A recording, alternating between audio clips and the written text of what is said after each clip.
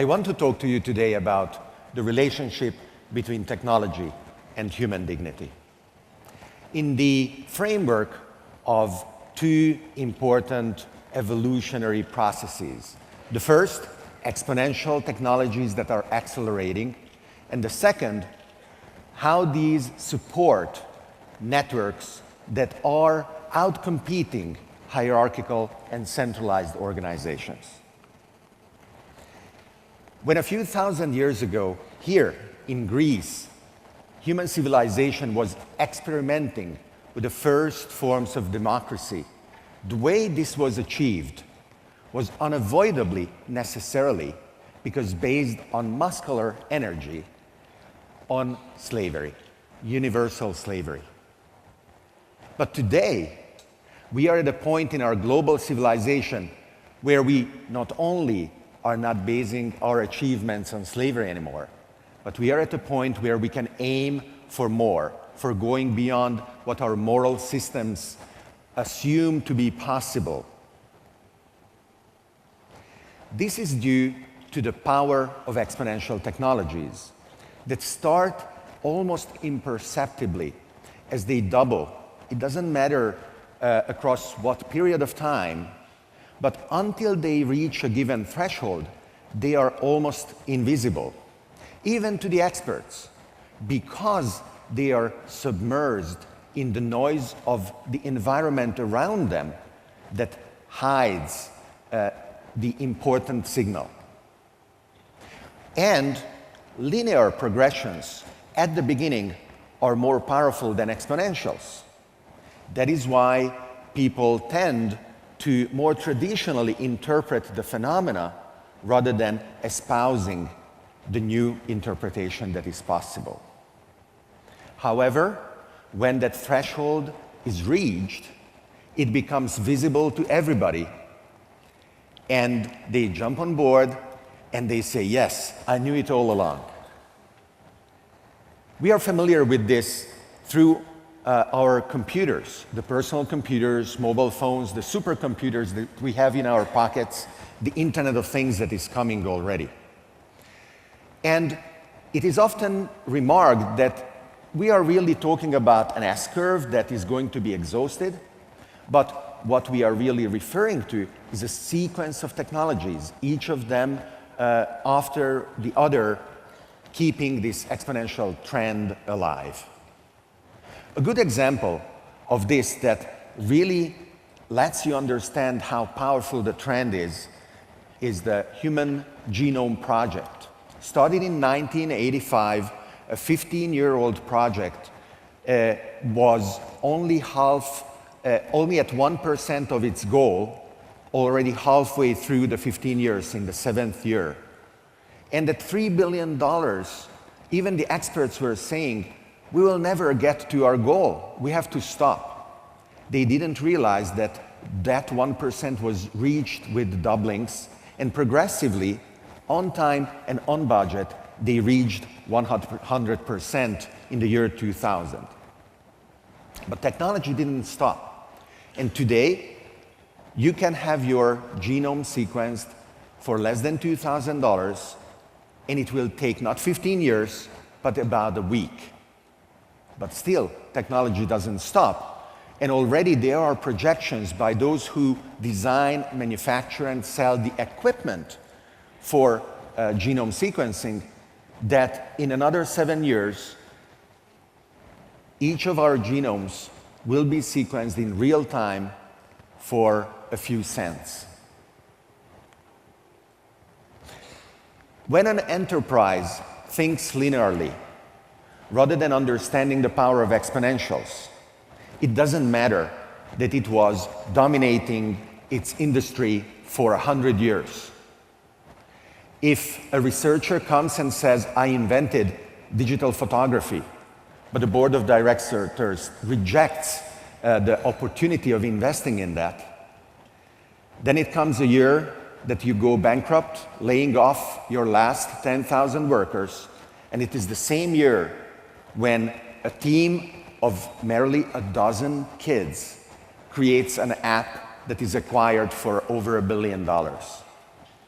That is the difference between understanding exponential thinking and not understanding it. Overall, this is very difficult and very complex.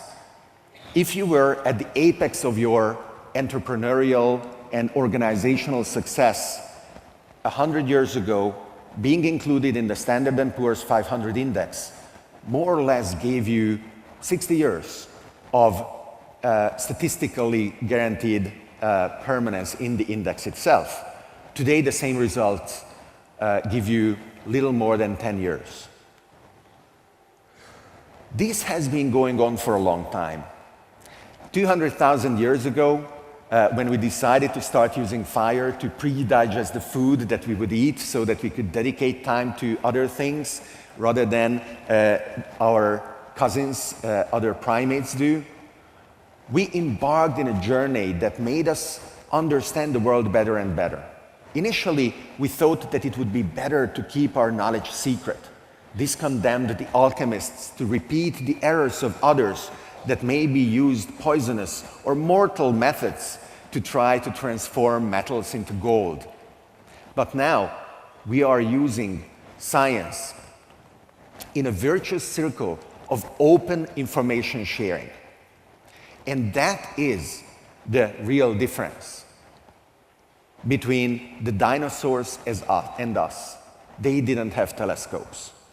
And we really have to use both literally the telescopes to watch out whether there is an asteroid coming, but also metaphorically, we have to rely on science and reason to keep developing our globally connected civilization.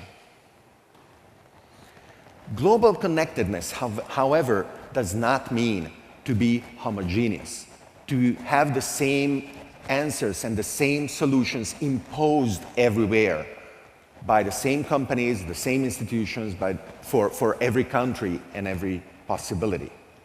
As very clearly demonstrated by even the most standardized enterprises adapting and changing what they offer to the local needs.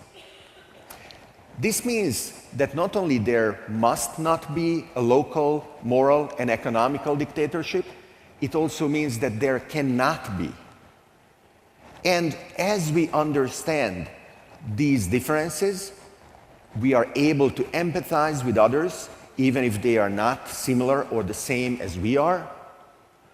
We have to carefully understand what are the limits of this tolerance that is growing. For example, we have to be careful not to provide protection towards intolerance. Our technology is creating incredible connections. Robotic cars are now on the roads in California, and they are impacting other industries. For example, we now have to be fast developing 3D printed organs because people will stop dying in car accidents. And the artificial intelligence that is growing all around with smarter and smarter systems requires a huge challenge that we must face. If you allow these smart systems to grow in an unsupervised manner, what are the rules that will dictate their decisions? And isn't it the right thing to require for a supervision and an understanding of these rules that will necessarily include moral and ethical decisions? We have to face the necessity of developing a science and an engineering of morality. And these smart systems must take into account what is the role of humans. We cannot allow enterprises to automate without understanding that laying thousands or tens of thousands of people off because they are not needed anymore is not the same as making their processes more efficient otherwise. In the labor force, it is amazing what we can do. 1% feeds everybody. 1% procures raw materials. 6% builds the houses and the office buildings we live in and work in. 10% designs, creates, produces the objects that we are surrounded with. And in the remaining part of the service sector, the most important one, interestingly, is what concentrates on adding value to our relationships to each other in the health and education sector. But this is the workforce. Labor disengagement is increasing. There are a lot of people who are not working. And even those who work fewer and fewer hours in a given year, statistically speaking, all around the world. What is very important now is that we start understanding that the transformation that is required by individuals is huge. And if for no fault of their own, somebody needs to develop a skill that will be valuable to his or her community, we cannot start the clock ticking and saying, you have 6 months, and if you didn't make it by then, society feels free to discard you. Labeling somebody with this unemployed label must become a slur word. During the phase transition, which the next years and decades will more strongly represent all around the world, it is going to be important to develop a relationship with our smart systems that support and help us that is non-antagonistic. There are those who fear artificial intelligence.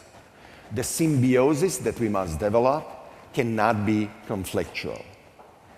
And these autonomous machines already are helping us. They are surrounding and they are allowing our local and global communications. The Nobel Prize-winning chemist Paul Crutzen called our geological era the Anthropocene, that in an eye blink transformed the planet in certainly unsustainable ways that now that we have blanketed the world with our technology, we understand is itself unsustainable. That is why we are now talking about sustainability, not because we are morally superior to previous generations, but because we do not have new continents to despoil. There is an intrinsic uncertainty in this era. It is not a question of measuring better what is going on. It is not a question of acquiring more knowledge. Nobody is superhuman, whether we are workers, students, educators, politicians. We are all equally confused and frightened by what is happening. That is why working together on decoding the future is so important, whether you are in New York, in Hong Kong, or in Athens. We have to work together to realize our dreams. It can be too soon. Leonardo, 500 years ago, dreamed of helicopters, and metallurgy was not ready.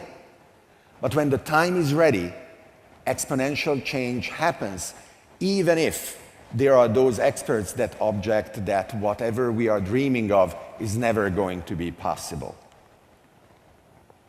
Of course, the development of human civilization is not based on a natural law that gives us any kind of guarantee. That is one of the most important reasons why we have to build an inclusive global civilization. We don't know if 7 billion people are enough to find a solution to our next challenges. The hierarchical systems that served us so well in the past few hundred years are now being substituted by new networks of connected, decentralized, and distributed systems. And whether these organizations are able to overcome the resistance of established bureaucracies that are reacting with panic, overreacting really, is an important question. As we went from using muscle energy to chemical energy, and now the solar energy that is going to end the oil age, we are looking at a fundamental economic shift. Slavery ended, And now the political class has to understand that through new tools, we are going to achieve a very important change. We were able to discuss that, for example, child labor should not exist. And the bureaucracies have to understand that emancipation and empowerment of people is a one-way road that we cannot turn back from. There are no barriers. It is not possible for people to stop others to seek their opportunities on a worldwide basis. And with decentralized reputation systems, we will be able to overcome the limitations of an extremely poor proxy for what is our desire and capability to aggregate resources.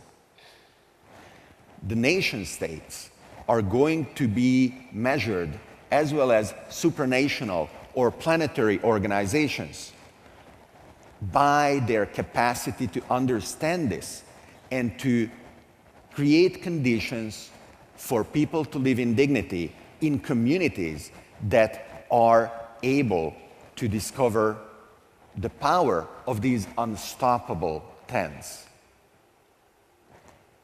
And if it is unstoppable, then there is no use for panic, really, or to trying to stop what is happening.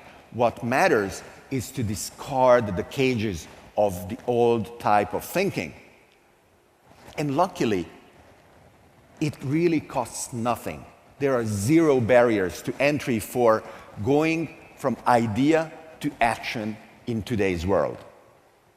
And as long as we understand that there is no failure, because the outcome of our experiments matter regardless, and we can learn from them, and we can teach those learnings to our peers regardless of our perceived level of authority or reputation, we will be able to build resilient communities with increased degrees of freedoms, with large, numerous choices, and with unbounded opportunities. That is why the question is about you, whether you will join this. Thank you.